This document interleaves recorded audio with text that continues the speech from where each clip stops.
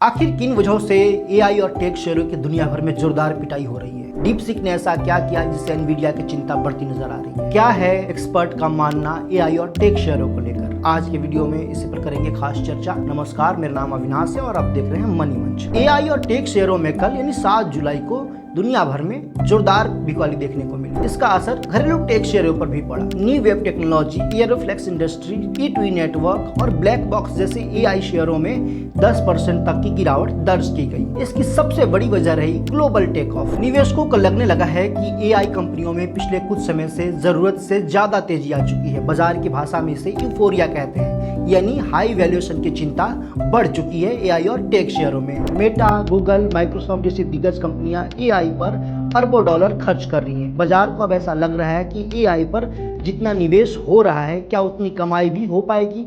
बाजार का ये भी मानना है कि अगले कुछ समय में एआई सेक्टर में ग्रोथ अनुमान से कमजोर हो सकता है। अगर एआई सेक्टर में सुस्ती आती है तो इसका असर चिप्स बनाने वाली कंपनियों पर भी पड़ेगा। दूसरी तरफ डीपसीक ने एनवीडिया की टेंशन बढ़ा दी है। चीन की एआई कंपनी डीपसीक ने कम लागत वाले एक ऐसे मॉडल को तैयार किया है जिसको लेकर ये डीपसीक दावा कर रहा है कि ये मॉडल जो है बेहद कम पावर वाले और सस्ते हार्डवेयर पर भी अच्छे रिजल्ट दे सकता है। और इससे ये बाजार अनुमान लगा रहा है कि फ्यूचर में एआई बनाने की हर बार महंगे एनवीडिया जीपीयू की शायद जरूरत ना पड़े। अगर कंपनियां कम खर्च में एआई बना लेंगी तो एनवीडिया के महंगे एआई चिप्स की मांग पर असर हो सकता है। यही वजह है कि एनवीडिया और उससे जुड़ी कंपनियों में कल तेज गिरावट देखी गई। कल एमएससीआई एशिया पैसिफिक इंडेक्स में तकरीबन 2% की गिरावट दर्ज की गई। हालांकि बाद में कुछ रिकवरी जरूर आई, लेकिन शुरुआती कारोबार में 2% की गिरावट दर्ज की गई। वहीं स्टॉक से यूरोप 600 टेक इंडेक्स कल 2% टूटता नजर आया। सैमसंग के भी शेयर में कल तकरीबन 10% की गिरावट दर्ज की गई। इसके हाइनेक्स में करीबन 6% की गिरावट दर्ज की गई। आपको बता दें कि सैमसंग और जो एसके हाइनेक्स जो कंपनियां हैं, यही जो कंपनियां हैं जिसमें मेटा, गूगल और माइक्रोसॉफ्ट का सबसे बड़ा निवेश है।